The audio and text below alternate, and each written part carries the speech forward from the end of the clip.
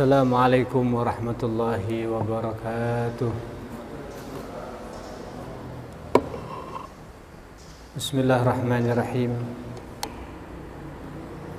Alhamdulillah wassalatu wassalamu ala Rasulillah Muhammad bin Abdullah wa ala alihi wa sahbihi wa mawalah, amma ba'du. La hawla wa la quwata illa billah.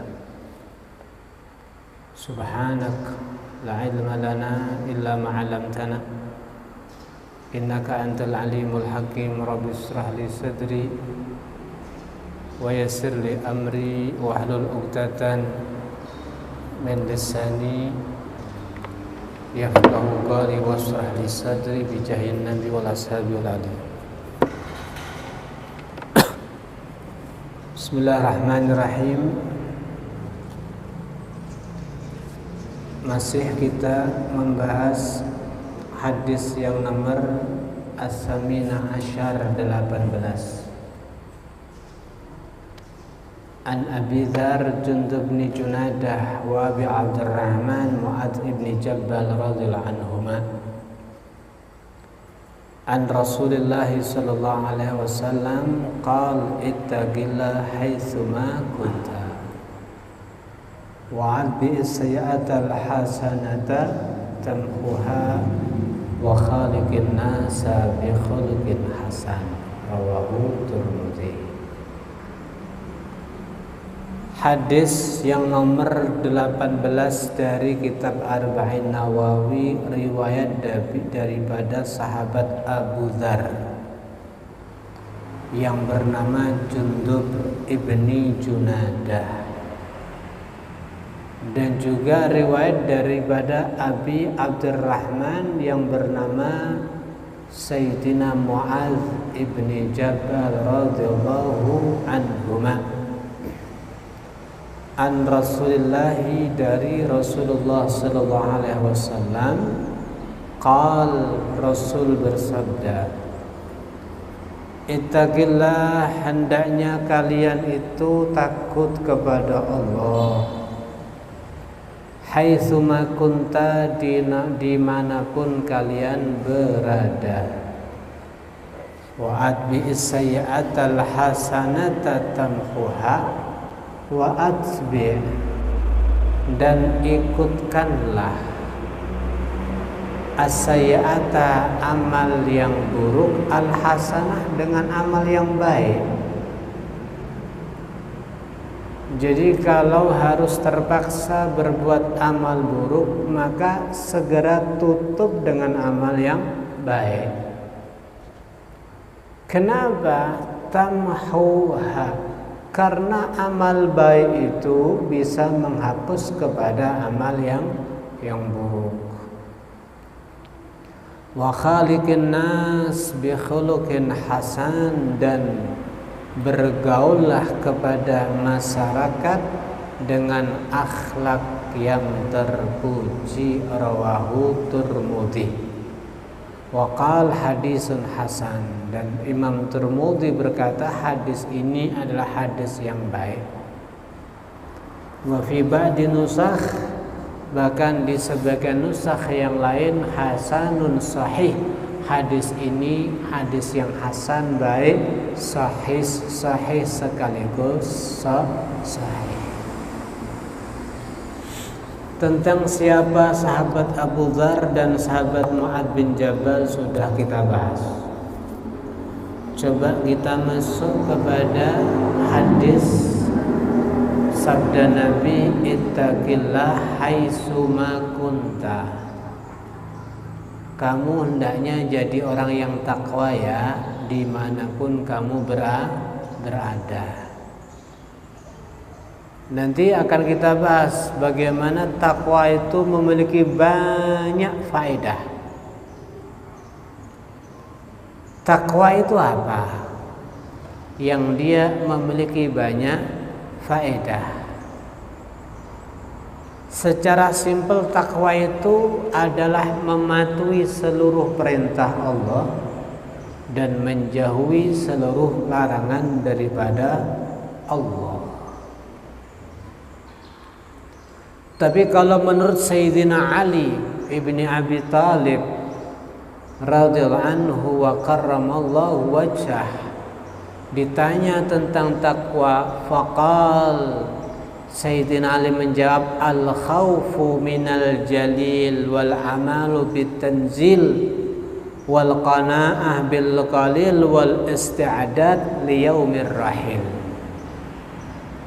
Yang namanya takwa itu ada 5 komponen. 4. Apa? Al khauf minal jalil. Senantiasa kita takut daripada Allah al-Jalil yang Maha Agung. Wal amalu bitanzil, dan mengamalkan dengan Al-Qur'an yang diturunkan. Wal qanaah bil qalil, serta ketika ternyata rezeki kita pas-pasan, maka al qanaah diterima. Wal qanaah bil qalil, menerima rezeki yang sedikit. Yang terakhir, wal isti'dad li yaumir rahil, senantiasa kita selalu berpikir tentang isti'dad, persiapan liyaumir rahil, untuk hari ar-rahil, berangkat, yakni akhirat. Takut kepada Allah, mengamalkan dengan isi Al-Quran, berapapun ketentuan Allah, kalau seandainya sedikit kita terima. Yang terakhir, selalu persiapan untuk hidup setelah mati. Itu adalah takwa. Takwa ini, perhatikan, sebuah komponen yang begitu lengkap.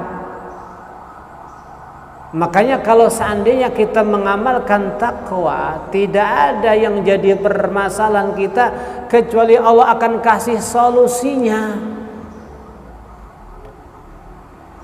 Pernah Pak kita hidup gak punya masalah? Tidak pernah. Hingga detik ini masalah pun masih banyak ya. Dalam keluarga, berbisnis, berteman, bertetangga, dengan mertua, dengan menantu, dengan anak, dengan guru, dengan murid. Banyak sekali masalah. Kalau Anda membayangkan hidup tanpa ada masalah, bukan di dunia. Alladzi khalaqal mauta wal hayata liyabluwakum ayyukum ahsanu amala. Memang Allah ciptakan mati dan hidup. Di saat masih hidup, Allah kepen menguji, ayyukum ahsanu amala, siapa yang terbaik daripada kamu amalnya. Tapi bagi orang yang takwa, maka masalah itu dia akan selalu menemukan solusinya. Tadi versinya Sayyidina Ali, senantiasa takut kepada Allah, mengamalkan Quran, bisa jadi orang yang qanaah, selalu berpikir untuk memperbanyak tabungan amal hidup setelah mati. Taib. Ada sebagian ulama ahli ma'rifat billah, dia mendatangi gurunya, ya Syekh, ausini, saya dikasih wasiat ya, supaya hidup ini jadinya jelas. Jangan sudah hidup berantakan, ibadah kacau, pikiran kacau, ilmu kacau, semua jadinya kacau. Kacau di dunia, bisa kacau di akhirat. Maka kata gurunya, usika biwasiyati rabbil alamin lil awwalina wal akhirin. Kon mau saya kasih wasiat. Itu wasiatnya Allah Rabbul Alamin untuk awwalin wal akhir, orang awal, orang akhir. Apa itu wasiatnya ya Syekh?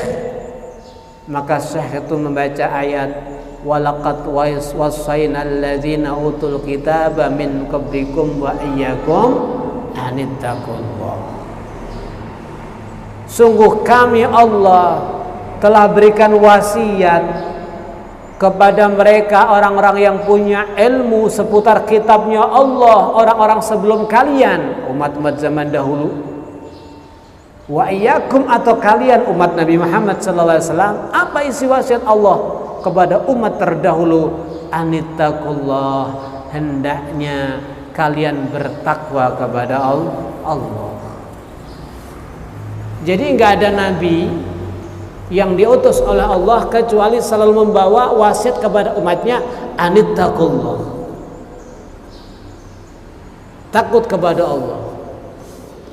Maka daripada itu ketika kita sholat Jum'ah, 2 khutbah daripada khutbah untuk sholat Jum'ah, rukun pertama dan kedua harus ada wasiat bitaqwallah. Kalau ada seorang khatib dia berkhutbah dalam mimbar, dalam isi khutbahnya tidak ada wasiat taqwallah, maka rukun khutbah tidak dijalankan, khutbahnya jadinya enggak sah. Memang taqwallah itu adalah wasiat daripada setiap nabi kepada umatnya, wasiat Allah kepada seluruh nabi-nabi Allah. Masya Allah. Kemudian dikatakan, kalau seandainya kita berusaha menjalankan itu taqwallah, apa faedah yang kita terima? Maka yang pertama, al-hifdzu wal hirasah minal a'da. Orang yang selalu takwa kepada Allah akan senantiasa dijaga oleh Allah, dibentengi dan dilindungi oleh Allah minal a'da, daripada musuh. Sama Allah sudah diterangkan, wa in tasbiru wa tattaqu, wa in tasbiru, kalau engkau mau bersabar, wa tattaqu, dan mau bertakwa, la yadurrukum kaidahum syai'a, maka tipu muslihat, rencana busuk daripada musuh kamu tidak akan bisa menyentuh kepada kamu. Jadi rencana makar, ya, coba untuk membunuh kepada kita, membunuh karakter kita, nyantet dan sebagainya, usaha buruk daripada musuh kamu tidak akan bisa mengena kepada kamu. Ini Al-Quran yang harus kita imani. Baik. Jadi aman daripada gangguan musuh. Musuh itu banyak para hadirin.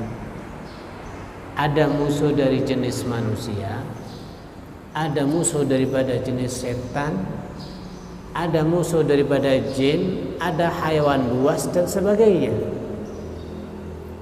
Baik. Kalau kita takwa Allah, maka akan aman. Ada satu kisah. Dulu ada seorang itu lebih menekan hatinya untuk hanya takut kepada Allah, tidak selainnya. Kalau kita kan kadang masih takut sama istri, ya enggak? Ya apa kok pucet, wah kita itu kemati orang wong itu lagi. Kalau dulu tidak ada yang ditakuti kecuali Allah, dan itu yang selalu dipraktekkan. Satu ketika orang yang soleh ini yang sudah memang dia bisa takut kepada Allah, innama yakhsyallaha min ibadihil ulama'u, yang bisa takwa kepada Allah, takut kepada Allah dari hamba ini hanya para ulama. Sehingga satu ketika beliau punya tamu. Waktu itu musimnya dingin, tapi qudratullah, tamunya digoda setan, tidurnya sampai terjadi ihtilam. Apa ihtilam? Mimpi keluar mani. Berarti wajib mandi besar. Cuman musimnya dingin. Akhirnya ya sudah, zaman dulu Pak, mandinya di sungai. Dia mandi di sungai. Saat mandi di sungai, copot baju, posisi yang begitu dingin, ya, maka ketika ada di sungai, mau ngambil baju, mau selesai mandi, bajunya di sampingnya ada seekor singa. Gak tambah jedeter iki, Pak. Ya, gak tambah jedeter. Ini musim dingin. Bingung ini. Akhirnya dia teriak memanggil yang punya rumah, ya Syekh, aghisuna, tolong kita, kademen niki, badhe mentas, kita kedinginan mau keluar daripada air, baju kita di sampingnya ada macan.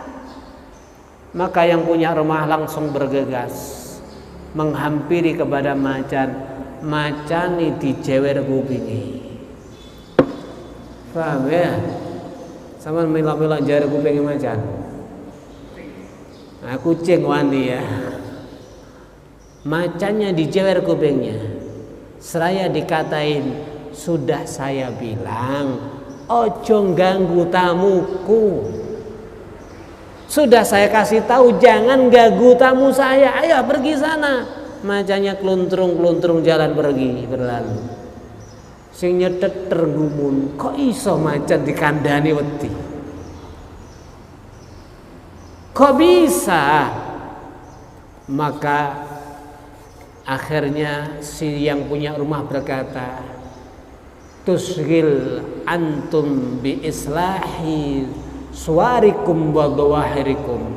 Kalian itu cuman sibuk menghiasi zahir kalian. Kalian pakai baju supaya kalian dipanggil ustadz misalkan.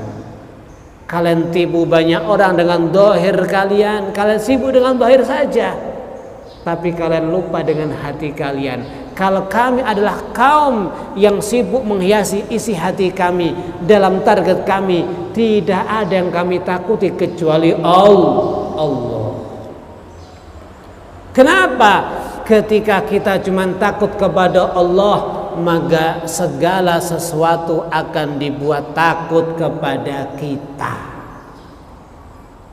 Tapi kalau kita takut sama istri, sama orang, sama ini, nggak takut kepada Allah. Kalau kita nggak takut sama Allah, maka kita akan dibuat takut sama itu, takut sama ini, takut sama macam-macam.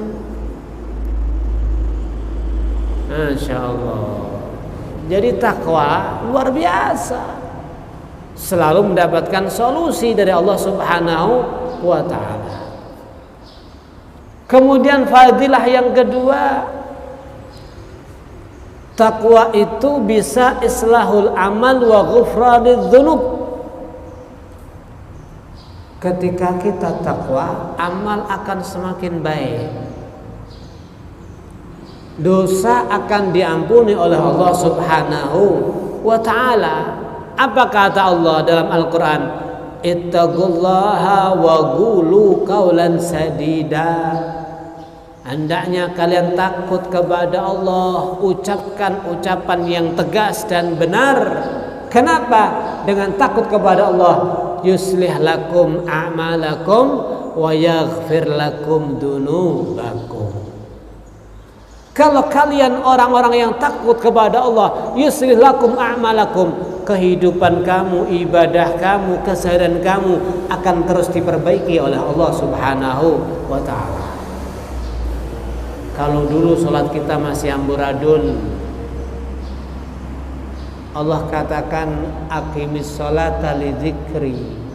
Sholat itu adalah metode media untuk kita ingat kepada Allah. Tapi realnya kadang-kadang mulai takbir sampai salam gak ingat kepada Allah. Malah kadang-kadang bar sholat itu iki mang 5 rakaat apa petang rakaat ini. Astagfirullah. Ya, jadi kita ini sering ibadah ini tidak segera menjadi baik.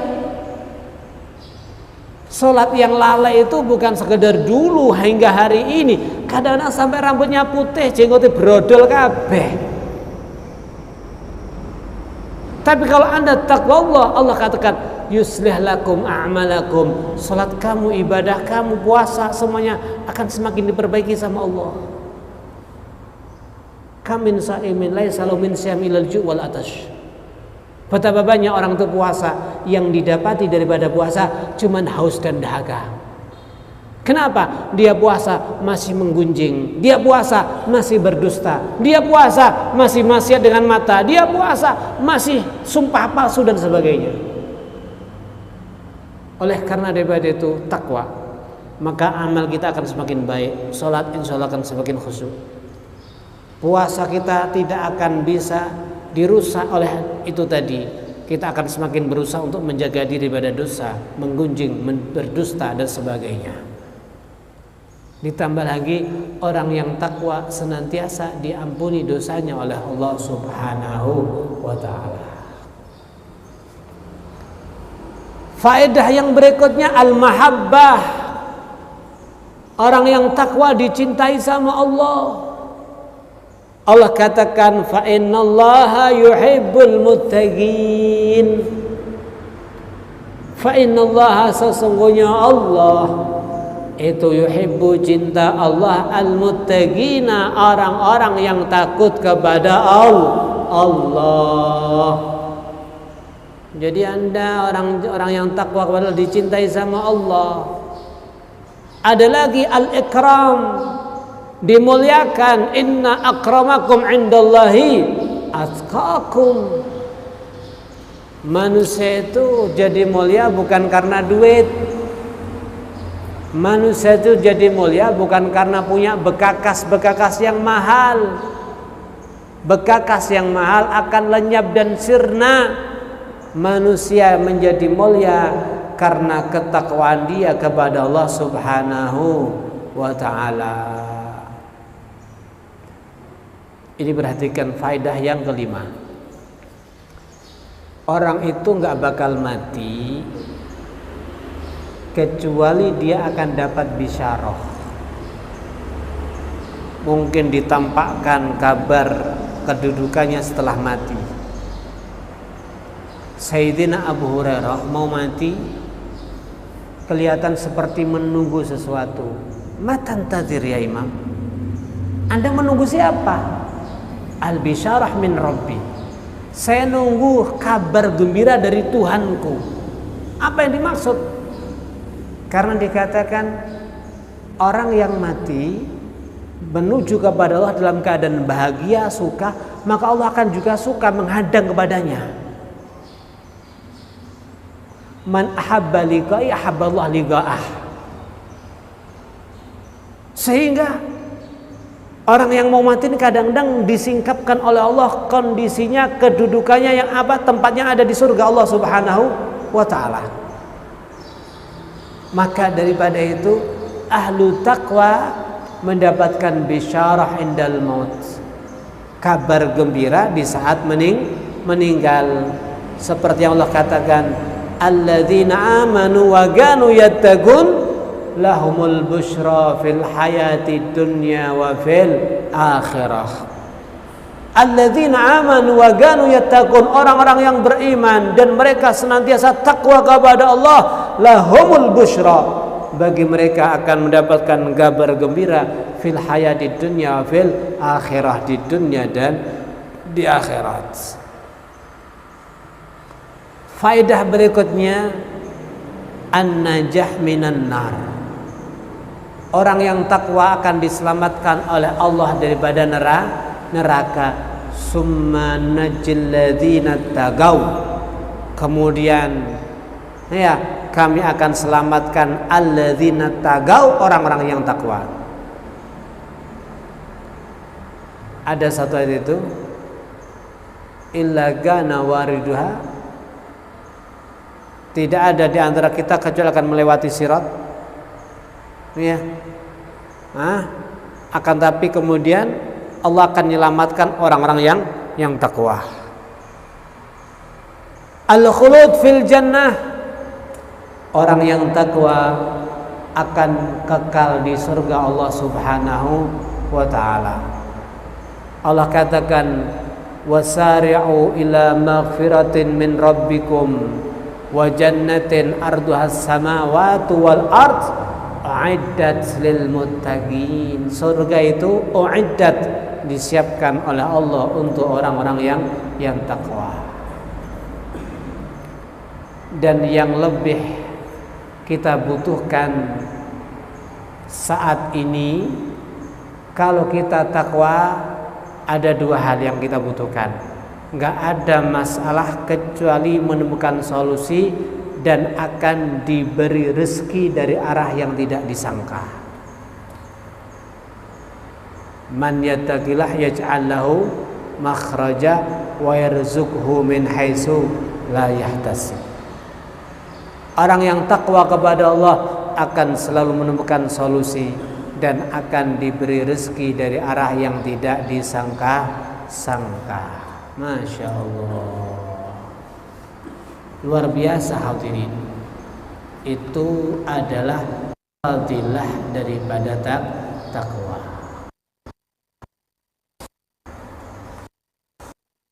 Kemudian akan yang dimaksud orang yang takwa itu yaj'allahu makhraja, dia akan menemukan solusi. Masalahnya akan selalu menemukan solusi. Sayyidina Abdullah ibn Abbas mengatakan, orang yang selalu bertakwa dan bersabar, maka masalahnya akan selalu mendapatkan solusi, bukan masalah di dunia saja.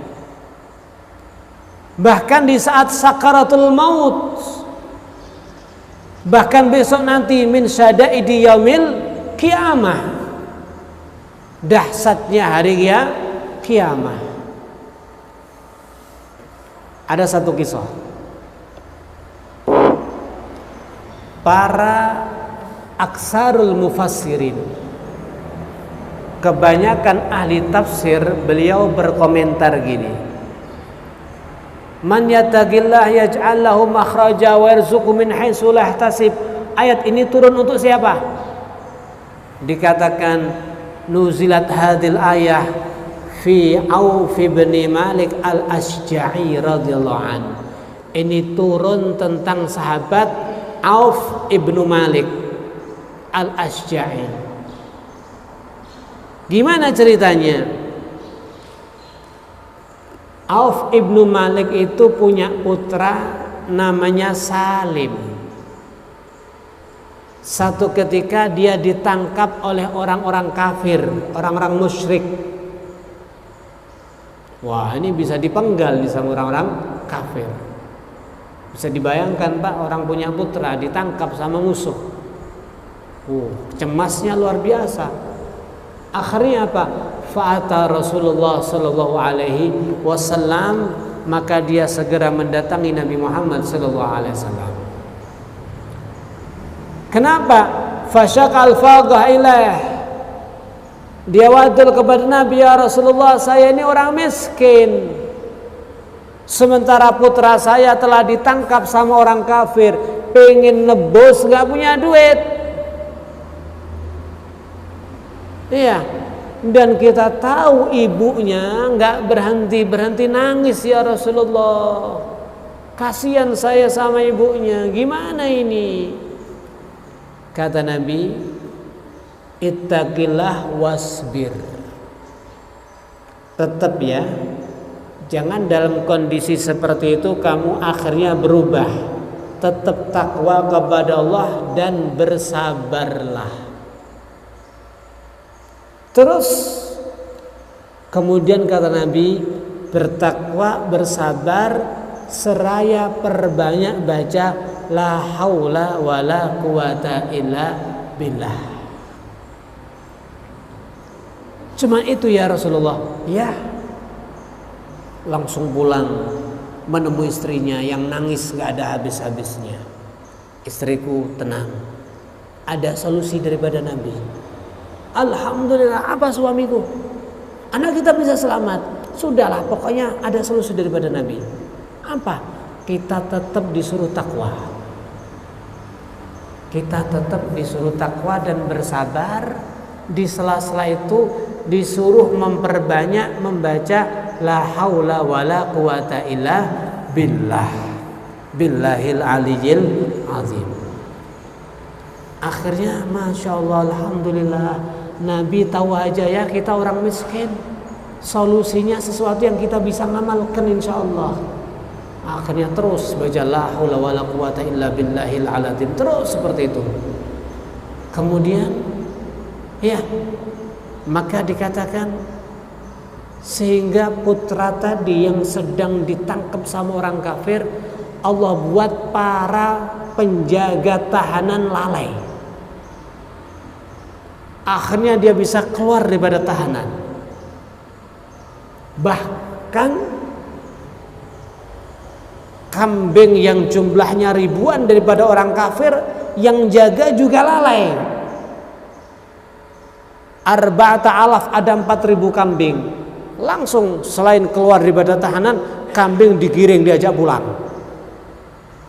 Apa boleh ini? Ini saat itu saat kondisi perang. Orang kafir banyak menjarah daripada rumah, kendaraan, atau bahkan tanaman, semuanya daripada orang Islam. Nah, 4.000 kambing akhirnya digiring sama itu anak si Salim tadi, selamat daripada tahanan orang kafir, bahkan pulang bisa membawa 4.000 daripada kambing. Anaknya selamat, wa yarzuqhu min haitsu la yahtasib. Masya Allah. Baik. Ada lagi satu cerita sebagai penutup. Ini mungkin kalau kita lagi ngadepin masalah, maka monggo ayat ini bisa dibaca. Kenapa? Ada satu kaum dikatakan rakabu safinah. Dia naik perahu besar. Di saat dia naik perahu besar, fadhahar lahum sakhsun ala wajhil ma'. Ngelihat ada orang itu berada di atas air. Ini ke orang aneh ya. Berada di atas air, dia tidak tenggelam. Wa qala lahum, si lelaki tadi berkata, ma'i kalimatun abi'uha alfa dinar. Hei para penumpang perahu, Anda tahu ya, naik perahu itu berbagai banyak resiko, kalau ada badai dan sebagainya. Saya punya kalimah, kalau bahasa kita mungkin jopo. Iya, aku mau jual sama kamu dengan 1.000 dinar. 1 dinar itu mata uang daripada emas murni sekira 4 gram. Kalau 1 gramnya 1 juta, 1 dinar berarti senilai 4 juta. Kalau 1.000 dinar ya berarti bisa bayangkan 4 miliar. Saya punya kalimah, tak jual 4 miliar, siap nggak beli? Maka hadil alfu dinar, ya udah, ini saya beli. Faqal itraha fil bahar, duitmu lempar ke laut. Setelah itu dikasih tahu, apa itu? Man yattaqillah yaj'al lahu makhraja wa yarzuqhu min haitsu la yahtasib. Ayat ternyata. Baca itu. Ihfadha hafidhan jaida. Ayo hafalkan ayat itu ya. Man yattaqillah yaj'al lahu makhraja wa yarzuqhu min haitsu la yahtasib. Dihafalkan sama dia. Enggak lama ternyata benar ada badai besar yang menghantam perahu sehingga kapal pecah. Iya, semuanya terlepas sehingga wa baqiyar rajul 'alal lauh qudratullah, yang mulutnya selalu berkata man yattaqillah yaj'al lahu makhraja wa yarzuqhu min haitsu la yahtasib. Ketika perahu terpecah berkeping-keping, ratusan hingga ribuan keping, dia masih bisa menginjak satu papan kayu yang besar, yang pada intinya yang lain tenggelam, dia ada dalam itu papan. Kemudian di papan itu dia dibawa oleh ombak, terlempar kepada sebuah pulau yang terpencil. Akhirnya dia datang ke pulau itu, cuman bingung ini pulau mana. Di tengah pulau itu ternyata ada seorang wanita yang cantik. Maka bingung ini. Akhirnya si wanita berkata, Mas, saya juga terlempar sama ombak nyampe di sini. Oh, sama dong Mbak dengan saya. Cuman maaf Mas, ya, setiap hari dari laut itu keluar jin dan dia selalu mengajak saya zina. Namun saya nggak mau. Tapi Allah menjaga kepada saya. Oh gitu ya. Wah, ini ada jin ini berarti. Akhirnya gini aja Mbak, kalau nanti jinnya mau keluar, sampean ngomong saya tak sembunyi. Bener Pak, jinnya keluar dia sembunyi. Ketika jinnya keluar, dia baca ayat tadi, man yattaqillah yaj'al lahu makhraja wa yarzuqhu min haitsu la yahtasib. Tiba-tiba faltahabatan nar, ada api dari atas menyambar itu jin. Yang pada intinya wanita tadi menjadi senang, bahagia, selamat. Kemudian dia mengatakan, Mas, tahukah Anda di pulau ini dijaga jin? Ternyata di sana ada gua, di situ ada permata, ada emas, ada macam-macam. Iki sama aja teko nek di pulau ini tak paranane aja ngono ya. Akhirnya didatangi ngambil emas, permata dan kudratullah. Enggak lama ada perahu lewat, dia berisyarat. Akhirnya dia naik itu perahu. Kemudian dia minta diantar ke satu tempat, masuk ke satu daerah, bawa duit yang banyak, jadi orang kaya, punya istri yang cantik. Karena ayat man yattaqillah yaj'al lahu makhraja wa yarzuqhu min haitsu la yahtasib. Nah, monggo bisa dibaca karena itu ada ayat Allah Subhanahu wa taala. Alhamdulillahirabbil alamin. Hadza minni wa lakum. Assalamualaikum warahmatullahi wabarakatuh.